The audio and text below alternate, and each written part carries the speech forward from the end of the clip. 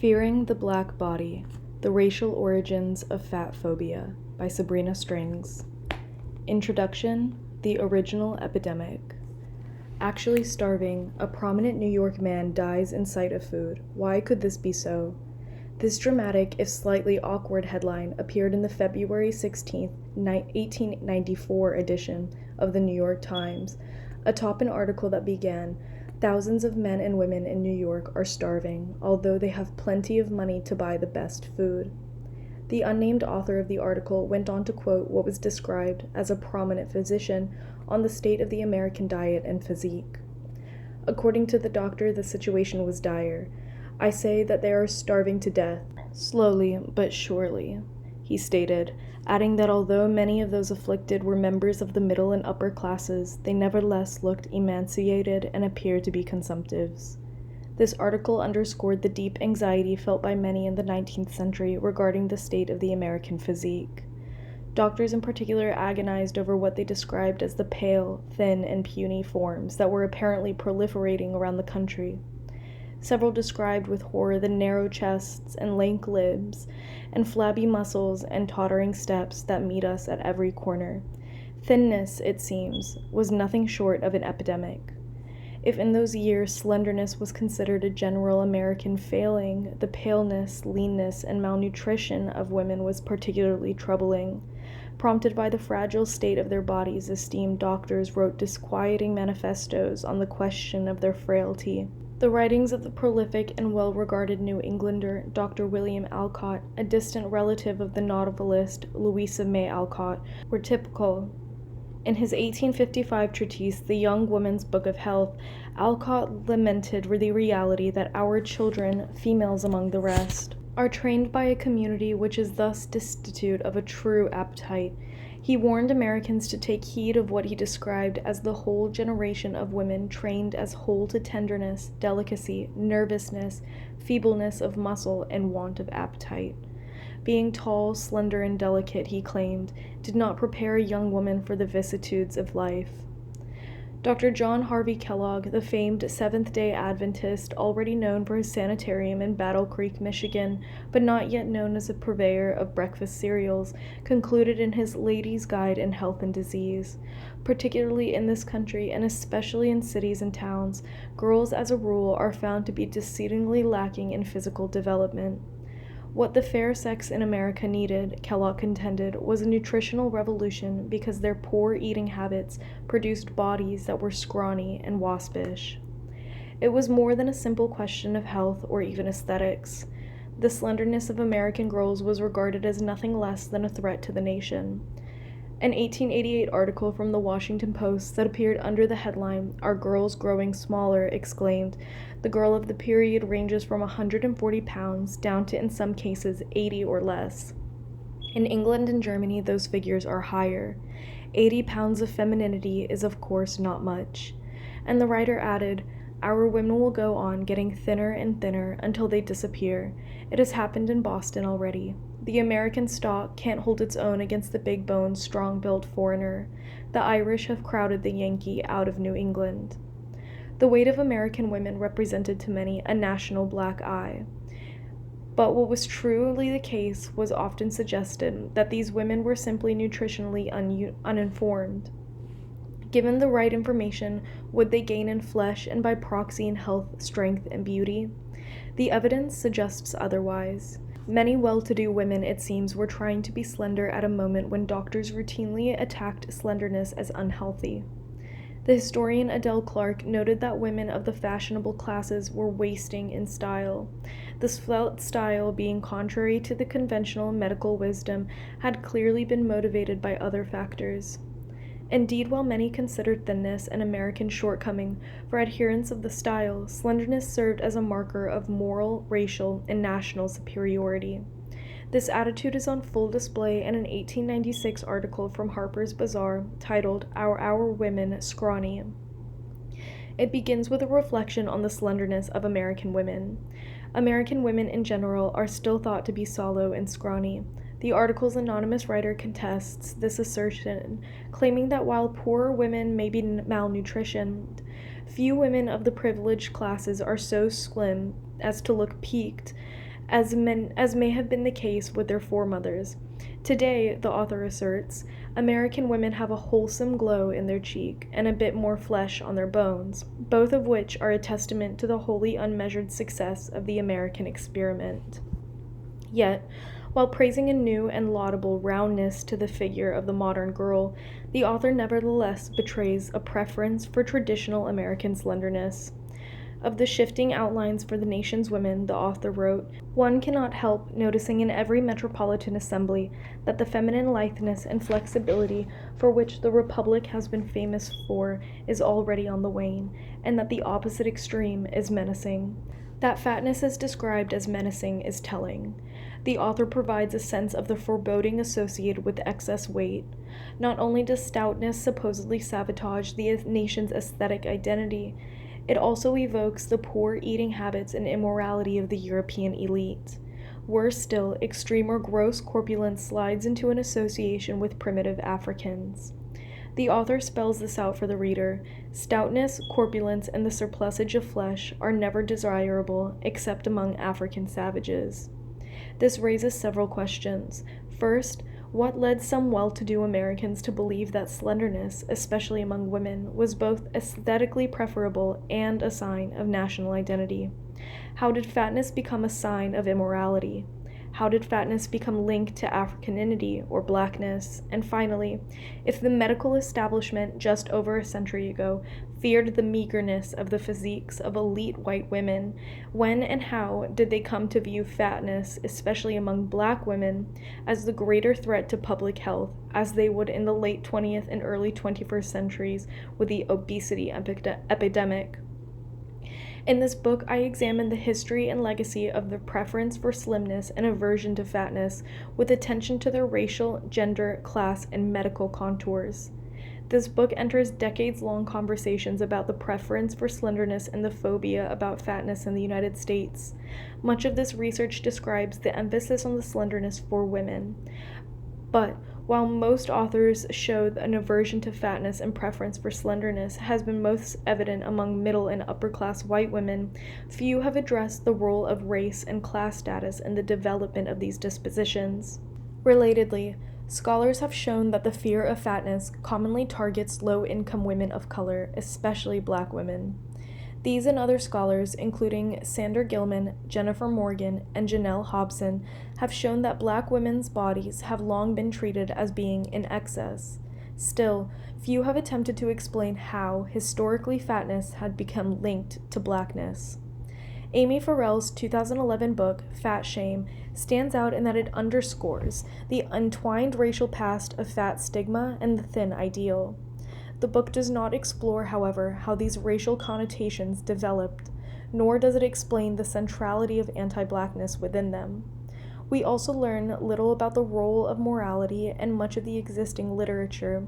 R. Marie Griffith's landmark 2004 text, Born Again Bodies, Flesh and Spirit in American Christianity, shines in this respect, offering a compellingly deep dive into the admonitions against gluttony and fatness in Christianity. Nevertheless, though it reveals that during the 19th century the fit body was used to buttress the claims of racial and ethnic superiority, questions remain about how these relationships developed and were popularized within the American mainstream. This work departs from much of the existing scholarship in that it provides a historiography of the development of pro-thin, anti-fat biases. That is, while several studies have explored the historical antecedents of our contemporary size biases, none, to my knowledge, have endeavored a historical analysis that examines the key figures involved in their propagation, as well as the socio-cultural and political factors contributing to their reinforcement. This book seeks to address this gap as possibly the first historical study of fat phobia and thin fetishism in the West, with an emphasis on the intertwined racial, gender, and moral issues involved in their advancement. I argue that two critical historical developments contribute to the fetish of the sveltness and a phobia of fatness: the rise of the transatlantic slave trade and the spread of Protestantism. Racial scientific rhetoric about slavery linked fatness to greedy Africans, and religious discourse suggested that overeating was ungodly. These rationales for anti-fat bias have been circulating relatively independently in parts of Western Europe for more than 2 centuries. Not until the early 19th century in the United States, in the context of slavery, religious revivals, and massive immigration of persons deemed part Africanoid, did these notions come together under a coherent ideology. In the United States, fatness became stigmatized as both black and sinful, and by the early 20th century, slenderness was increasingly promoted in the popular media as the correct embodiment for white Anglo-Saxon Protestant women.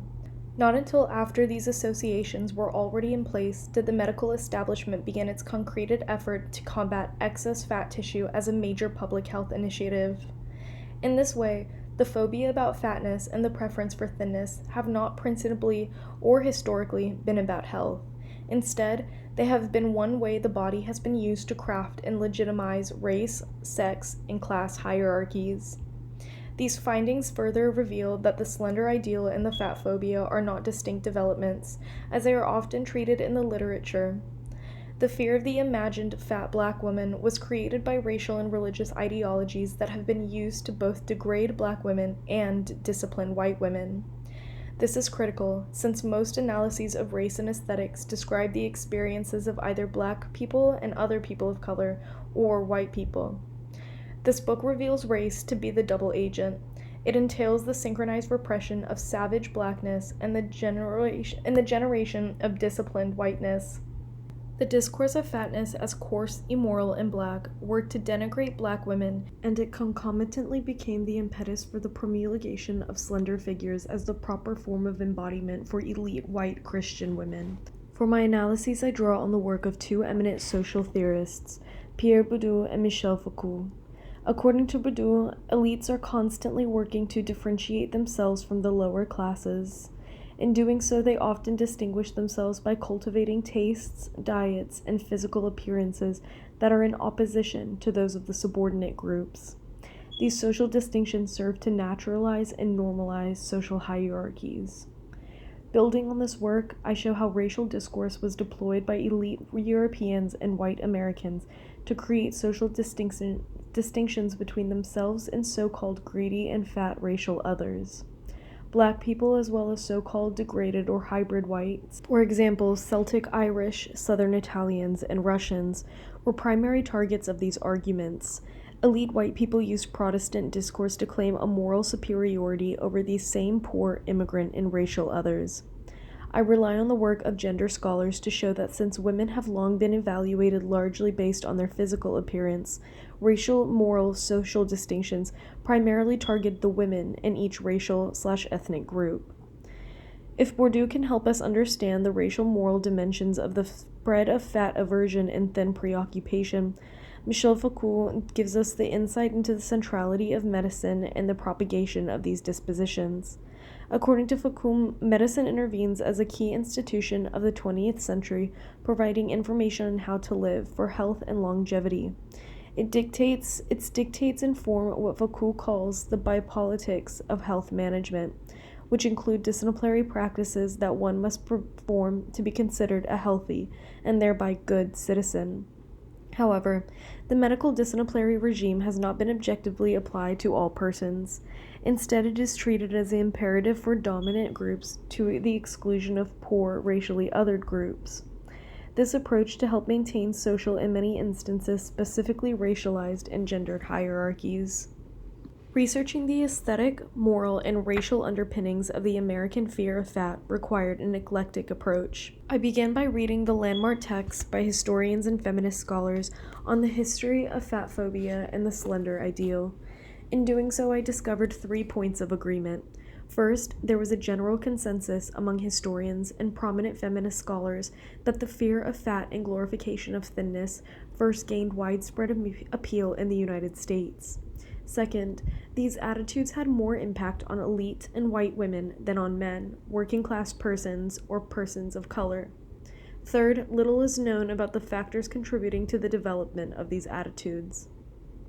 In an effort to discover what led to the consolidation of these attitudes around the turn of the 20th century, I used 2 comparative historical methods, process tracings and historical narrative. In process tracing, I use multiple sources of data to shed light on key individuals and events contributing to the growing anti-fat, pro-thin biases in the West. I used historical narrative to weave the tapestry illustrating the impact and interrelationship of these events. I began with the Renaissance, a period in which, as sociologists and historians have shown, voluptuous physiques were in vogue throughout much of the Western world. I traced developments in art and philosophy from the Renaissance through the Enlightenment in Europe, the period in which scholars have shown svelte artistic women and courtiers were commonly depicted by renowned artists and thinkers. I studied the writings of artists and philosophers in an effort to describe the socio-historical and intellectual context for the association of race, weight, and beauty between the early 15th and late 18th centuries. Questions concerning the purported racial origins of fatness appeared in many philosophical treatises, as did questions about its immorality. Therefore, I returned to the exploration of the body and oral appetite and the ascendant branch of Christianity, Protestantism.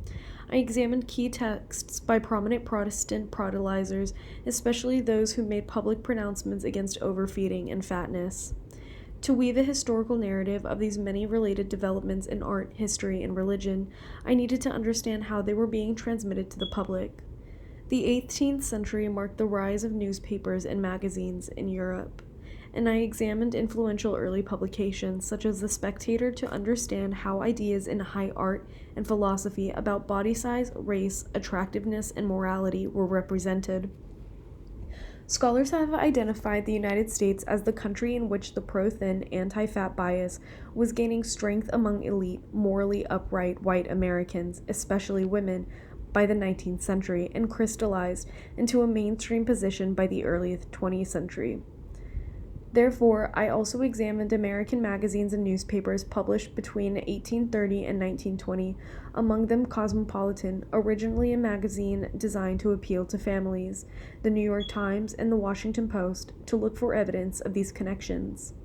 Finally, I discovered that many of the popular periodicals cited concerns about health and illness perpetually associated with the corpulence.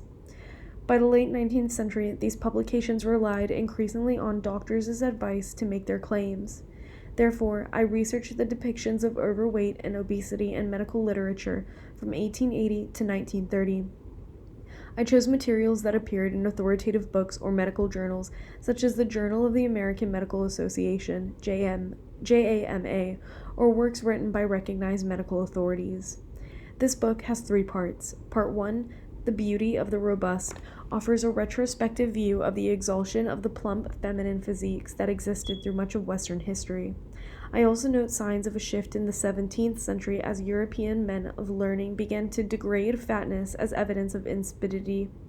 In Chapter 1, Being Venus, I describe Western aesthetic ideals of the 16th century and show that key artists and philosophers during the High Renaissance described plump and proportionate women as beautiful, following Christian and neoclassical conventions of beauty.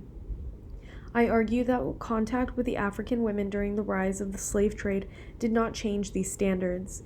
Moreover, I show that black women were incorporated into the High Renaissance rhetoric and imagery of beauty as equally voluptuous, if socially inferior, counterparts to European women. In Chapter 2, Plump Women and Thin, Fine Men, I describe the rise of the robust, snow-white female as desirable. I also show that fat male body became a sign of poor moral character and mental incapacity. That is, alongside the exaltation of fat and curvy white women, fat men were lambasted amongst intellectuals of being of poor constitution. English philosophers claimed that a fat male body was indicative of a dull mind. Thus, a philosopher's slim ideal was born. Part 2, Race, Weight, God, and Country, describes how body size became a sign of race, morality, and national identity during the 18th and 19th centuries. In Chapter 3, The Rise of the Big Black Woman, I detail how philosophers and race scientists made the case for intellectual and physical differences between whites and the colored races. In this period, we see some of the earliest examples of learned men degenerating the so-called black fatness. In Chapter 4, Birth of His Aesthetic, I focus on the developing relationship between Protestant Christian identity and self-abnegation. I show that abstemiousness in England during the 18th century laid the groundwork for moralizing surrounding the oral appetites that would be seen in subsequent eras, particularly in the United States. I also show that some devout Protestants viewed fatness, the perpetuated evidence in temperate eating, as immoral. Slenderness, by contrast, was viewed as closer to godliness. In Chapter 5, American Beauty, the Reign of the Slender Aesthetic, I show that the American Anglo-Saxon women adopted the ideals surrounding eating and embodiment that were popularized in the 18th century England. In the context of religious health reform movements and the massive immigration of Irish racial others, Anglo-Saxon women used strict diets and slimness to convey religious enlightenment and racial uplift. In Chapter 6, Thinness as American Exceptionalism, I reveal how the presence of the next wave immigrants, Southern and Eastern Europeans, contributed to the mainstream consolidation of the aesthetic of slenderness. Following the trail of race science, I show that a new eugenic discourse of racial amalgamation among Northern and Western Europeans circulated widely in the late 19th and early 20th centuries. This rhetoric promoted the desirability of women from these racial groups. It also intimated that the American melting pot created exceptional svelte beauties drawn from these superior races. Part 3. Doctors Weigh In examines how the American medical establishment viewed fatness and thinness from the late 19th to the late 20th centuries. In Chapter 7, Good Health to Uplift the Race, I profile the life and works of the esteemed Dr. John Harvey Kellogg. I show that he, like many medical men of his day, regarded poor diet and excessive slimness, especially among elite American women, as a threat to the nation. Kellogg and others hoped to encourage women to gain weight to demonstrate the vigor of the nation. In Chapter 8, Fat Revisited, I explain the growth of the anti-fat attitudes in the medical field. Due to the rise of actuarial tables that identified excess weight as health risks, doctors became increasingly concerned about overweight. While the transition was slow at first, the standardization of normal weight and an intensified concern about obesity, especially among women, were firmly established within the mainstream medical science by the turn of the 21st century. In the book's epilogue, The Obesity Epidemic, I highlight the swing from one epidemic, that of the too thin American woman, to the other, that of the too fat American woman, in the span of a century, and I underscore the role that race, aesthetics, morality, and medicine continue to play in the so-called obesity epidemic.